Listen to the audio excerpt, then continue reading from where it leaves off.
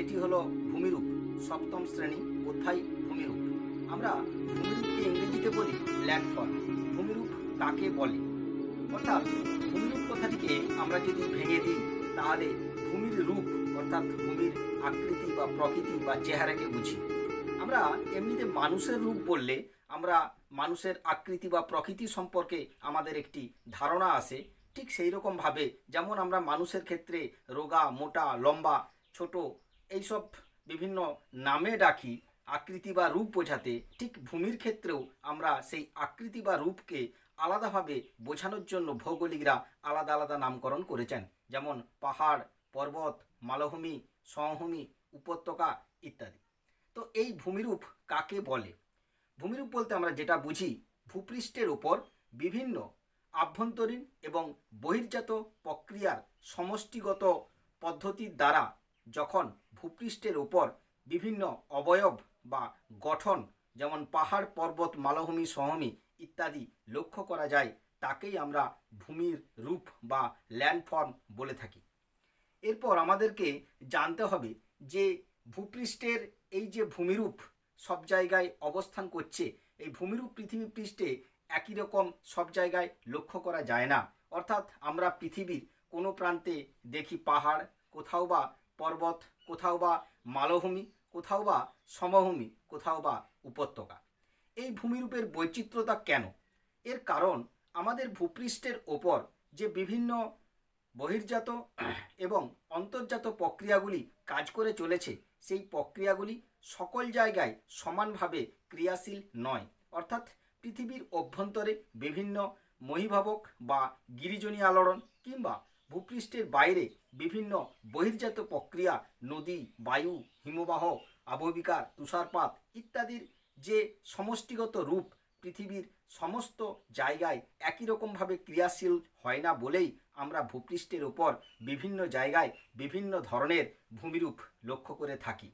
আমাদের পৃথিবী পৃষ্ঠকে যদি কয়েকটা পাত বা প্লেটের সমষ্টি রূপে আমরা ভেবে থাকি, তাহলে এই পাতগুলি সঞ্চালনগত কারণে বিভিন্ন জায়গায় বিভিন্ন ধরনের ভূমিরূপ ঘটে থাকে, যেমন মালভূমি, কোথাও বা পর্বত ইত্যাদি। যাই হোক, এইবার আমাদের জানতে হবে ভূমিরূপের শ্রেণীবিভাগ সম্পর্কে। আমরা এই ভূমিরূপকে কি কি ভাগে ভাগ করি। এই ভূমিরূপগুলো আকৃতি বা উৎপত্তিগতভাবে আমরা বিভিন্ন ভাগে ভাগ করে থাকি। যেমন আমরা এখানে টোটাল ভূমিরূপকে তিনটি ভাগে ভাগ করেছি। একটি হলো পর্বত, আরেকটি হলো মালভূমি এবং আরেকটি হলো সমভূমি। এই পর্বত, মালভূমি, সমভূমি মূলত প্রধান তিনটি ভাগ ভূমিরূপের। আমরা এখন জানব এই এক একটি ভূমিরূপের বিস্তৃত যে ভাগগুলো রয়েছে সেগুলো সম্পর্কে আলোচনা করব। এখন প্রথম আমার যেটি আসছে সেটি হচ্ছে পর্বত। এখন এই পর্বত প্রসঙ্গে বলি যে এই পর্বত, মালভূমি, সমভূমি এইগুলো সাধারণত ভৌগোলিকরা এক একটা নামকরণ করেছেন তাদের এক একটা বৈশিষ্ট্য বা তাদের আকৃতি বা প্রকৃতির উপর নির্ভর করে। যেমন আমরা পর্বত, মালভূমি, সমভূমি এগুলো বলে থাকি সমুদ্রপৃষ্ঠ থেকে উচ্চতার উপর নির্ভর করে এবং সেইগুলির আকৃতি ও প্রকৃতির উপর নির্ভর করে। আকৃতি, প্রকৃতি এবং সমুদ্রপৃষ্ঠ থেকে উচ্চতা। যেমন আমরা যদি কোনো ভূমিরূপের উচ্চতা সমুদ্রপৃষ্ঠ থেকে 300 মিটার কিংবা 300 মিটারের মধ্যে হয়ে থাকে তাহলে তাকে আমরা বলছি সমভূমি। যদি কোনো ভূমিরূপের উচ্চতা 300 থেকে 600 মিটারের মধ্যে হয় তাকে আমরা বলছি মালভূমি। অবশ্যই এই ভূমিরূপটির পার্শ্বদেশ খাড়া প্রকৃতির এবং মস্তক দেশ তরঙ্গায়িত বা ঢেউ খেলানো টাইপের হবে। আবার যে সমস্ত ভূমিরূপের উচ্চতা সমুদ্রপৃষ্ঠ থেকে 600 থেকে 900 মিটারের মধ্যে হবে সেগুলোকে আমরা পাহাড় বলে থাকি। এর আকৃতিটা কিছুটা গম্বুজাকৃতি ধরনের, তবে পুরোপুরি গম্বুজ নয়। এবং 900 থেকে 1000 মিটার পর্যন্ত যে ভূমিরূপ তাকে সমুদ্রপৃষ্ঠ থেকে যে উচ্চতা তাকে আমরা বলছি পর্বত। আর 1000 মিটার অর্থাৎ 1000 মিটারের ঊর্ধ্বে শঙ্কু আকৃতির শৃঙ্গের ন্যায় সেটাকে আমরা বলছি শৃঙ্গের ন্যায় মানে এটাকে আমরা বলছি শৃঙ্গ। যাই হোক, এই প্রসঙ্গে আমরা ফার্স্ট যে পর্বত সম্পর্কে জানব।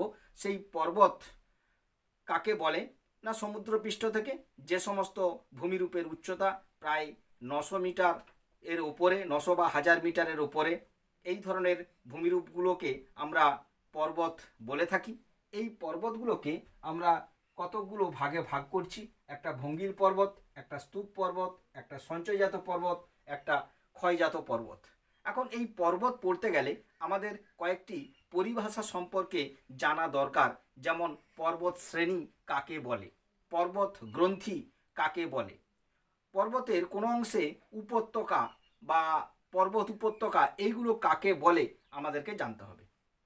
প্রথমে পর্বত শৃঙ্গ কাকে বলে না, কোনো পর্বতের উঁচু সূচালো অংশ যেগুলো লক্ষ্য করা যায় পর্বতের চূড়ায় অর্থাৎ সর্বোচ্চ স্থানে, সেইগুলোকে আমরা বলছি পর্বত শৃঙ্গ। যেমন হিমালয়ের যদি একটা শৃঙ্গ বলি, সেখানে মাউন্ট এভারেস্ট, হ্যাঁ, এটা একটি পর্বত শৃঙ্গ।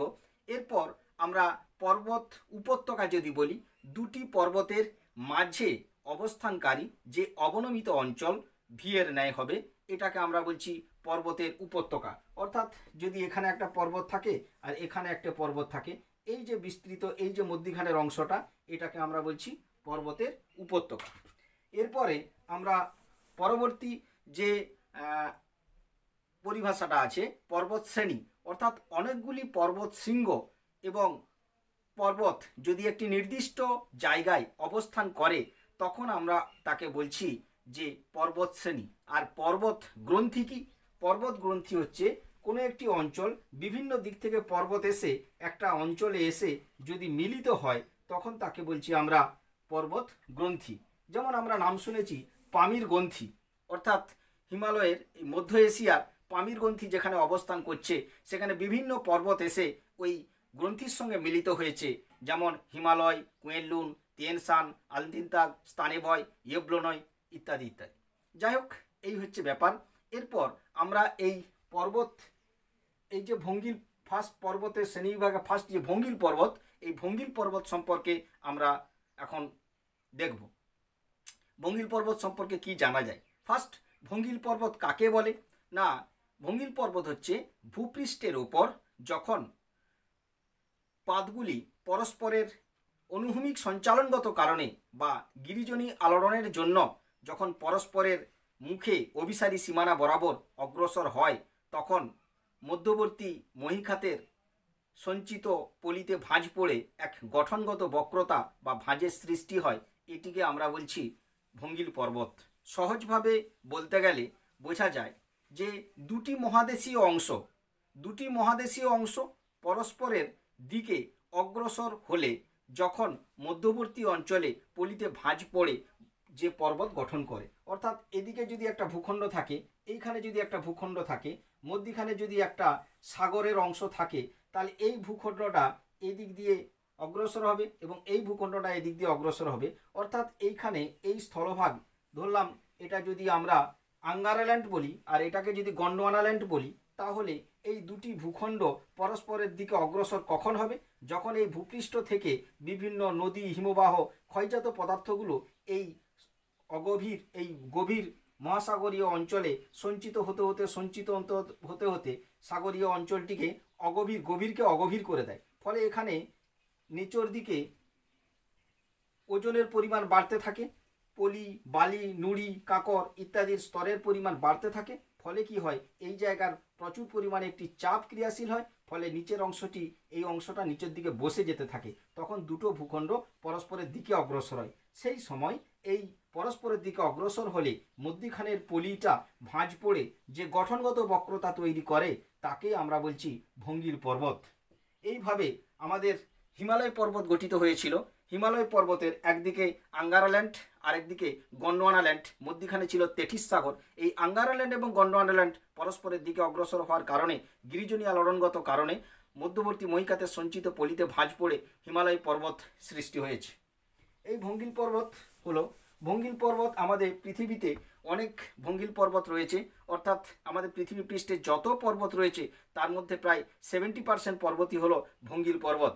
অর্থাৎ আমরা যদি মধ্য এশিয়ার কথা ভাবি, অর্থাৎ যেখানে পামির গ্রন্থি উৎপন্ন হয়েছে, সেইখানে হিমালয়, কুয়েনলুন, তিয়ানসান, আলতিনতাগ, স্তানেভয়, হিন্দুকুশ, সুলেমান বা আর্মেনিয়ার গ্রন্থি, পন্টিক, টরাস, এলব্রুস, জাগ্রস, এই সব আন্দিজ পর্বতমালা, এই সব রকি পর্বতমালা, এই সব কিন্তু ভঙ্গিল পর্বতের অংশ, ভঙ্গিল পর্বত।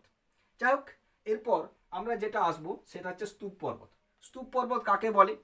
না, আমরা যেমন ভঙ্গিল পর্বত একটা ভাঁজের ফলে সৃষ্টি হয়েছে, গিরিজনী আলোড়নগত কারণে ভাঁজের ফলে সৃষ্টি হয়েছিল ভঙ্গিল পর্বত বলেছিলাম, ঠিক অনুরূপভাবে স্তূপ পর্বত এটি একটি ভূমিরূপের গঠন। এটি সৃষ্টি হবে সম্পূর্ণ এই ভঙ্গিল পর্বতের থেকে বিপরীত প্রক্রিয়ার মাধ্যমে। অর্থাৎ কী হবে না, ভূপৃষ্ঠের উপর যখন মহাদেশীয় অংশগুলি মহীভাবক আলোড়নগত কারণে উলম্ব সঞ্চালনের দ্বারা যখন দুটি চ্যুতিরেখার মধ্যবর্তী অংশ উপরের দিকে উত্থিত হয়, তখন সেখানে যে ভূমিরূপের সৃষ্টি হয় তাকে আমরা বলছি স্তূপ পর্বত। অর্থাৎ বিষয়টা এই রকম, যদি আমরা এইরকম একটা ছবি আঁকার চেষ্টা করি তাহলে মধ্যখানে আমরা বুঝতে পারবো যে স্তূপ পর্বতটা কিভাবে সৃষ্টি হচ্ছে।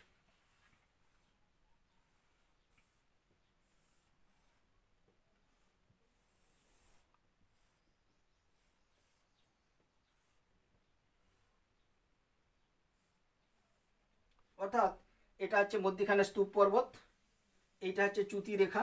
আমরা যদি এই অংশটাকে যদি একটু অন্যভাবে দেখাই, প্রথমে স্টেজে ছিল এইরকম একটা অংশ, এই অংশটা দুটো চ্যুতি রেখা পরস্পর পাশাপাশি অবস্থান করেছে।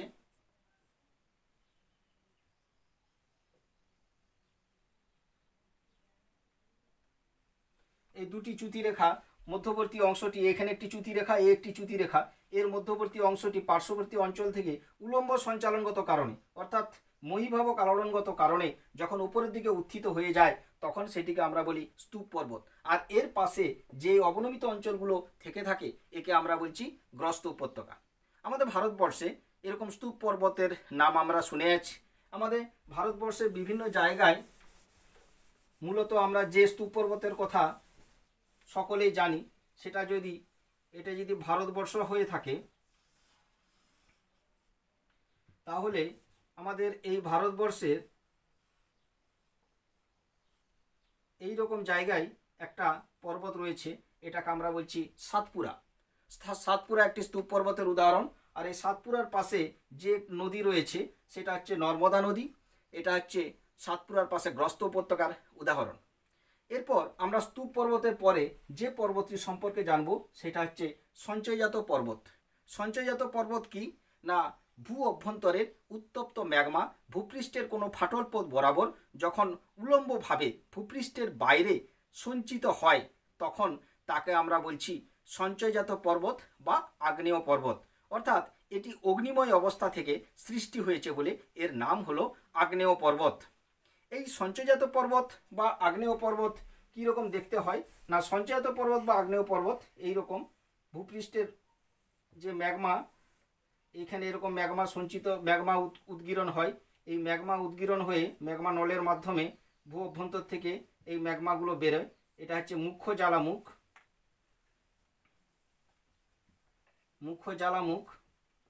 এইখান থেকে এরকম করে ম্যাগমা বেরিয়ে এইরকমভাবে আমাদের সঞ্চয়জাত পর্বত তৈরি করে। এরপর এই সঞ্চয়জাত পর্বতের অনেক উদাহরণ আছে, যেমন ইটালির ভিসুভিয়াস, জাপানের ফুজিয়ামা, তারপরে হাওয়াই দ্বীপের মৌনা লোয়া ইত্যাদি। এরপর আমরা যে পর্বতটি পড়ব এটা হচ্ছে ক্ষয়জাত পর্বত। ক্ষয়জাত পর্বতটা কি না, ক্ষয়জাত পর্বতটা হচ্ছে আমাদের ভূপৃষ্ঠের ওপর যে সমস্ত পর্বতগুলো অবস্থান করে, অর্থাৎ ভঙ্গিল পর্বত, স্তূপ পর্বত, সঞ্চয়জাত পর্বত, এই সমস্ত পর্বতগুলো যখন বিভিন্ন বহির্জাত প্রাকৃতিক শক্তির মাধ্যমে ক্ষয়ীভবনের দরুন বা এই প্রাকৃতিক শক্তির ক্ষয়কারী প্রক্রিয়াগুলির জন্য যখন কোনো একটি পর্বতের উচ্চতা ধীরে ধীরে হ্রাস পেতে থাকে, অর্থাৎ ক্ষয়ীভূত হয়ে ক্রমশ তার আকৃতিটা ছোট হতে থাকে, অর্থাৎ কোনো একটা পার্বত্য অঞ্চল যদি এরকম অবস্থান করে, এই পার্বত্য অঞ্চলের ওপর বিভিন্নভাবে প্রাকৃতিক শক্তি কাজ করে থাকে। কখনো আবহবিকার পদ্ধতি কাজ করে থাকে, কখনো নদী তার ক্ষয়কারী প্রক্রিয়াগুলো কাজ করে থাকে, কখনো সেইখানে কোনো রাসায়নিক আবহবিকার কাজ করে থাকে। বিভিন্ন ক্ষয়কারী প্রাকৃতিক শক্তি কোনো একটি অঞ্চলে, কোনো একটি পার্বত্য অঞ্চলে যখন তার উপরে ক্রিয়াশীল থাকে তখন পর্বতের পৃষ্ঠদেশীয় অংশটি ধীরে ধীরে বিভিন্নভাবে বিচূর্ণীভূত হয়। যেমন আবহবিকারের পদ্ধতি স্বল্পমোচন, ক্ষুদ্রকণা বিসরণ, প্রস্তরচায়ের বিচ্ছিন্নকরণ, ব্লক ক্লেভিং, ডার্ক ক্লিভিং, তো এই সমস্ত যেগুলো রয়েছে এর মাধ্যমে এইগুলো ক্ষয়ীভূত হয়ে যায়। ক্ষয়ীভূত হয়ে গেলে এইটি কোনো পরিবহনকারী প্রাকৃতিক শক্তি অর্থাৎ বায়ু, নদী, হিমবাহ এইগুলোর মাধ্যমে এইগুলো এই ক্ষয়জাত পদার্থগুলো অন্যত্র অপসারিত হয়ে যায়, যেটাকে আমরা অবরোহণ প্রক্রিয়া বলি। তো এইভাবে যখন অপসারিত হয়ে যায় তখন এই পর্বতটির উচ্চতা কমে যায়, তখন আমরা তাকে বলছি ক্ষয়জাত পর্বত। আমাদের ভারতবর্ষে ক্ষয়জাত পর্বত বিভিন্ন জায়গায় আমরা দেখতে পাই। বিভিন্ন জায়গা বলতে একটা উল্লেখযোগ্য ক্ষয়জাত পর্বত রয়েছে, সেটা হচ্ছে আমাদের এইখানে আরাবল্লী পর্বত বলে একটি পর্বত রয়েছে, সেটা হচ্ছে ক্ষয়জাত পর্বত। এইরকম জায়গায় রয়েছে আরাবল্লী পর্বত, এটা হচ্ছে একটা ক্ষয়জাত পর্বতের উদাহরণ। এই গেল আমাদের পর্বতের অংশ। এরপরে আমরা যে বিষয়টা পড়ব সেটা হচ্ছে মালভূমি।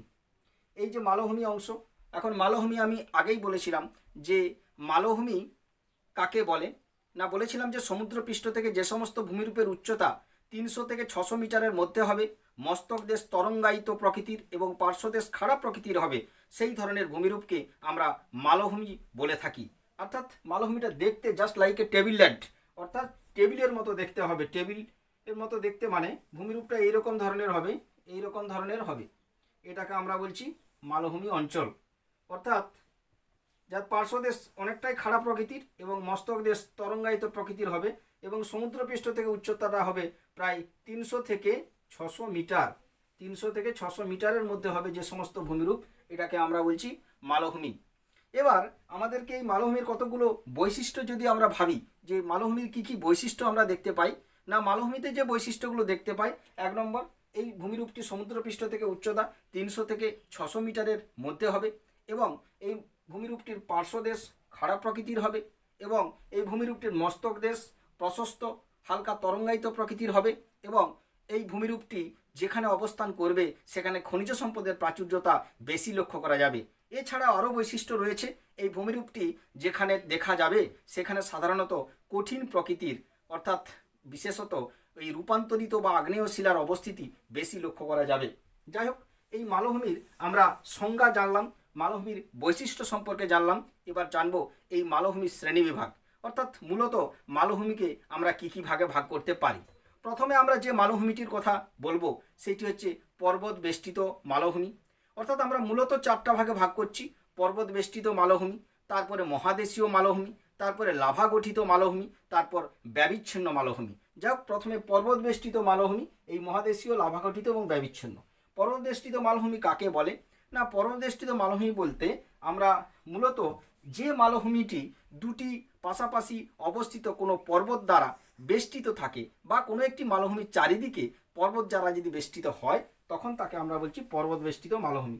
অর্থাৎ এখানে এরকম পর্বত রয়েছে, পর্বতের অংশ রয়েছে, যদি এরকম হয় যে এখানে একটা মালভূমির অংশ, এরকম একটা মালভূমির অংশ রয়েছে, এর এই দিকেও পর্বত রয়েছে, এই দিকেও পর্বত রয়েছে, এদিকেও পর্বত, এখানেও পর্বত, এখানেও পর্বত, এখানেও পর্বত, এরকম করে যদি এইরকম পর্বত দ্বারা চতুর্দিক থেকে কোনো একটি মালভূমির অংশ এই চতুর্দিক থেকে যদি পর্বত দ্বারা বেষ্টিত হয় তখন আমরা কিন্তু একে বলছি পর্বত বেষ্টিত মালভূমি। একে বলছি আমরা পর্বত বেষ্টিত মালভূমি। অর্থাৎ কোনো একটি মালভূমির অংশ যদি বিভিন্ন দিক থেকে পর্বত দ্বারা বেষ্টিত হয়ে থাকে, এটা হচ্ছে মধ্যখানের মালভূমির অংশ। হ্যাঁ, এইটা বিভিন্ন দিক থেকে এই যে পর্বতগুলো রয়েছে, এই পর্বতগুলো চতুর্দিক থেকে মালভূমি অঞ্চলটিকে বেষ্টিত করে রয়েছে, একে আমরা বলছি পর্বত বেষ্টিত মালভূমি। এই পর্বত বেষ্টিত মালভূমি আমরা কোথায় দেখতে পাবো? পর্বত বেষ্টিত মালভূমি আমরা মূলত দেখতে পাবো আমাদের মধ্য এশিয়া যে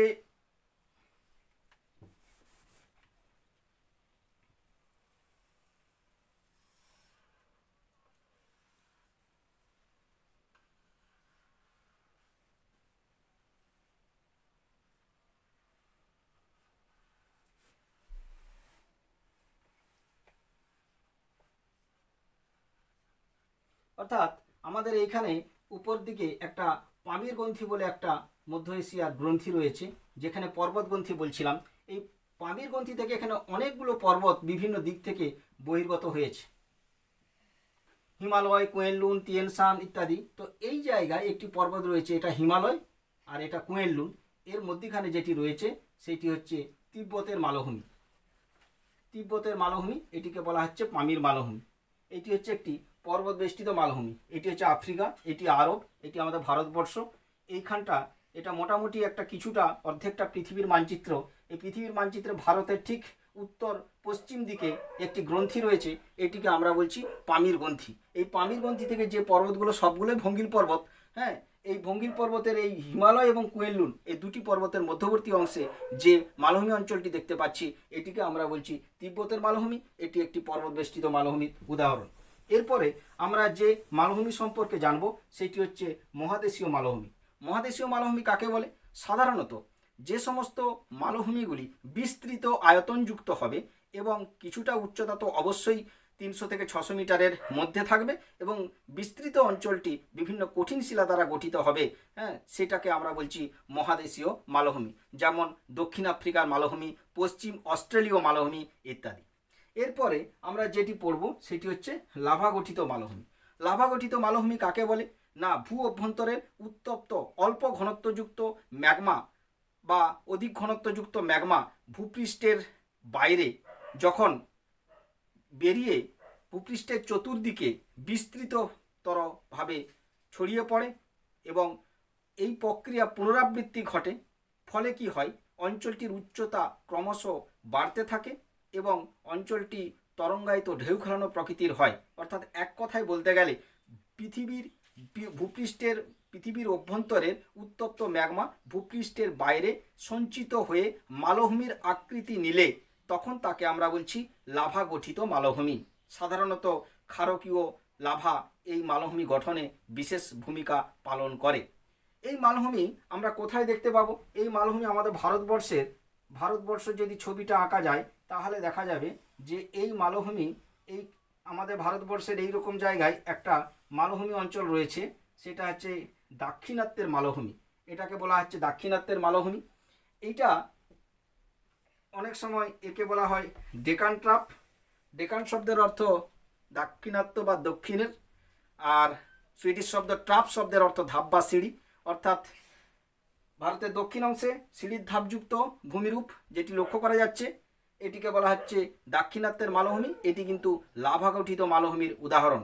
7 থেকে 13 কোটি বছর আগে সৃষ্ট প্রায় 5.5 লক্ষ বর্গ কিলোমিটার অঞ্চলব্যাপী বিস্তৃত যে বিস্তৃত আয়তন যুক্ত এই মালভূমির অংশ, এটিকে আমরা বলছি লাভা গঠিত মালভূমি। পরের যেটা আমরা আসছি লোয়েস সমভূমি। লোয়েস সমভূমিটা কি? না, লোয়েস সমভূমি হচ্ছে লাভা গঠিত মালভূমির পর যেটা আসছে সেটা হচ্ছে ব্যবিচ্ছিন্ন মালভূমি। ব্যবিচ্ছিন্ন মালভূমিটা কি? না, ব্যবচ্ছিন্ন মালভূমি হচ্ছে যে সমস্ত মালভূমিগুলো সাধারণত বিভিন্ন বহির্জাত প্রাকৃতিক শক্তির দ্বারা পরস্পরের থেকে বিচ্ছিন্ন হয়, তখন তাকে আমরা বলছি ব্যবিচ্ছিন্ন মালভূমি। অর্থাৎ এখানে কোনো একটি মালভূমির অংশ এরকম রয়েছে, অর্থাৎ এই জায়গায় যদি কোনো নরম শিলা অবস্থান করে, এইগুলো সব কঠিন শিলা অবস্থান করছে, এই জায়গায় যদি কোনো নরম শিলা অবস্থান করে এবং এখানে যদি কঠিন শিলা অবস্থান করে, এদিক দিয়ে যদি কোনো নদী এইভাবে প্রবাহিত হয়, তাহলে অনেক সময় দেখা যায় যে এই প্রাকৃতিক শক্তির কারণে এই জায়গার অংশটা বেশি ক্ষয়ে যায়, ফলে পরস্পরের থেকে মালভূমির অংশ বিচ্ছিন্ন হয়ে পড়ে। এটিকে আমরা বলছি ব্যবিচ্ছিন্ন মালভূমি। যেমন আমাদের ভারতবর্ষের ছোটনাগপুর মালভূমি হচ্ছে একটি ব্যবিচ্ছিন্ন মালভূমির উদাহরণ। অর্থাৎ আমাদের ভারতবর্ষের যদি ছবিটা আঁকি তাহলে দেখা যাবে এই জায়গায় একটি মালভূমি রয়েছে, মালভূমি অঞ্চল রয়েছে, এটাকে বলছি আমরা ব্যবিচ্ছিন্ন মালভূমি। এটা হচ্ছে ছোটনাগপুর মালভূমি। এরপর আমরা যে পরের যে ভূমিরূপটি আসবো সেটা হচ্ছে আমাদের সমভূমি অঞ্চল। এই সমভূমি অঞ্চল সম্পর্কে জানতে গেলে সমভূমি অঞ্চলে যে যত ভূমিরূপ রয়েছে সব থেকে গুরুত্বপূর্ণ, কারণ কি এই সমভূমি অঞ্চলে বিভিন্ন প্রাকৃতিক এবং অপ্রাকৃতিক সুবিধাগুলি আমরা এখানে পেয়ে থাকি, তাই এখানে জনঘনত্ব সব থেকে বেশি। আমাদের কাছে সব থেকে গুরুত্বপূর্ণ এই ভূমিরূপটি হলো সমভূমি অঞ্চল। এই সমভূমি অঞ্চল কাকে বলে? না, সমুদ্রপৃষ্ঠ থেকে যে সমস্ত ভূমিরূপের উচ্চতা 300 মিটার কিংবা 300 মিটারের মধ্যে হবে এবং বিস্তৃততর অঞ্চল ব্যাপী থাকবে, এটিকে আমরা বলছি সমভূমি। এই সমভূমিকে মূলত আমরা বিভিন্ন ভাগে ভাগ করতে পারি, যেমন অনেকগুলি ভাগ রয়েছে, তার থেকে এখানে মোটামুটি সিলেবাস অনুসারে 3টে ভাগ দেওয়া হয়েছে: পলিগঠিত সমভূমি অঞ্চল, লাভা গঠিত সমভূমি অঞ্চল আর লোয়েস সমভূমি অঞ্চল। পলিগঠিত সমভূমি অঞ্চল কাকে বলে? না, যখন কোনো নদী যখন তার নিম্ন প্রবাহে বা সমভূমি প্রবাহে সূক্ষ্ম নুড়ি, কাঁকর, বালি, পলি প্রভৃতি সঞ্চিত করে যে বিস্তৃত সমভূমি অঞ্চল গঠন করে তাকে আমরা বলছি পলিগঠিত সমভূমি অঞ্চল। যদি আমি এখানে একটা ছবি আঁকি তাহলে দেখা যাবে যে এটা হচ্ছে পলিগঠিত সমভূমি অঞ্চলের ছবি। এরকম করে একটা নদী এইরকমভাবে প্রবাহিত হচ্ছে, অনেকটা এটাকে আমরা বলছি প্লাবন সমীও বলা যায়। এটা একটা পলিগঠিত সময়, নদীর এটা প্রবাহ পথ। এই দুই পাশে, নদীর দুই পাশে এইরকমভাবে যে সমভূমি অঞ্চলগুলো দেখা যায় এগুলোকে আমরা বলছি পলিগঠিত সমভূমি অঞ্চল, অর্থাৎ এটাকে আমরা বলছি প্লাবন সমভূমি বা পলিগঠিত সমভূমি। আমাদের ভারতবর্ষের বিভিন্ন জায়গায় যে সমস্ত নদীগুলো অবস্থান করছে সেই সমস্ত নদীগুলোর সাধারণত সমভূমি প্রবাহে বা নিম্ন প্রবাহে এই পলিগঠিত সমভূমিগুলো দেখতে পাই। যেমন এখানে আমাদের সিন্ধু নদী আছে, সিন্ধু, শতদ্রু, বিপাশা, ইরাবতী, চন্দ্রভাগা, বিতস্তা ইত্যাদি। কিংবা আমাদের এখানে ব্রহ্মপুত্র নদী আছে, দিহং দিবংয়ের একসঙ্গে সংযুক্ত হয়ে যে ব্রহ্মপুত্র নদী প্রবাহিত হয়েছে। কিংবা এই জায়গায় ব্রহ্মপুত্র নদীটা আরেকটু উপর দিকে, কিংবা এই জায়গায় যে আমাদের গঙ্গা নদী এসে প্রবাহিত হয়েছে, যমুনা বা গঙ্গা, এই যে নদী, এই নদীগুলোর সমস্ত নিম্ন প্রবাহে বা সমভূমি প্রবাহে যে অঞ্চলগুলো দেখতে পাচ্ছি এগুলোকে আমরা বলছি সাধারণত পলিগঠিত সমভূমি অঞ্চল। এগুলো সাধারণত নিম্ন প্রবাহে লক্ষ্য করা যায়। এরপর আমরা যেটা আসবো সেটা হচ্ছে লাভাগঠিত সমভূমি অঞ্চল। লাভাগঠিত সমভূমি অঞ্চল কি না, ভূ অভ্যন্তরের উত্তপ্ত ম্যাগমা যখন ভূপৃষ্ঠের ওপরে সঞ্চিত হয়ে সমভূমির আকার নেয় সেটাকে আমরা বলছি লাভাগঠিত সমভূমি। যেমন আইসল্যান্ডের সমভূমি, এটি হচ্ছে লাভাগঠিত সমভূমি। আর লাস্ট যেটি হচ্ছে সেটি হচ্ছে লোয়েস সমভূমি। এই লোয়েস সমভূমি সম্পর্কে আমরা জানবো। লোয়েস সমভূমি কাকে বলে না, পৃথিবীর ভূপৃষ্ঠের উপর অবস্থানকারী কোনো মরু অঞ্চলের সূক্ষ্ম বালুকা রাশি যখন বায়ুর দ্বারা বাহিত হয়ে গিয়ে অন্যত্র সঞ্চিত হয়, দূরবর্তী স্থানে অন্যত্র সঞ্চিত হয়ে বিস্তৃত সমভূমির আকার নেয়, তখন তাকে বলছি আমরা লোয়েস সমভূমি। অর্থাৎ কোনো একটা মরু অঞ্চলের বালুকা রাশি উড়ে গিয়ে অন্যত্র সঞ্চিত হয়ে সেখানে সমভূমির আকার নেবে। তো যাই হোক, এর একটা উদাহরণ বলা যায়, যেমন মধ্য এশিয়ার গোবি মরুভূমি বলে একটি মরুভূমি অঞ্চল রয়েছে। সেই মধ্য এশিয়ার গোবি মরুভূমি থেকে বালুকারাশি, সূক্ষ্ম বালুকারাশি প্রত্যাবর্তনকারী মৌসুমী বায়ু অর্থাৎ উত্তর পূর্ব মৌসুমী বায়ুর দ্বারা পরিবাহিত হয়ে এসে চীনের হুয়াংহো নদীর নিম্ন অববাহিকায় প্রায় 100 কিলোমিটার অঞ্চল উর্বর ভূমিকে অনুর্বর ভূমিতে পরিণত করেছে। এটা কিন্তু লোয়েস সমভূমির উদাহরণ। এই হচ্ছে টোটাল ভূমিরূপের আলোচনা। আমার এই সমস্ত ক্লাসভিত্তিক এই ক্লাসের পরবর্তী অধ্যায়ের যে সমস্ত ভিডিওগুলো অধ্যায়ভিত্তিক আলোচনা করা হবে, আমার একটি চ্যানেল আছে, ইউটিউব চ্যানেল। সেই চ্যানেলটি হলো মন্ডল বসুধা, MONDAL BOSUDHA। এই চ্যানেলে গেলে তোমরা এই প্রত্যেকটি অধ্যায়ের বিষয়ভিত্তিক আলোচনা পেয়ে যাবে।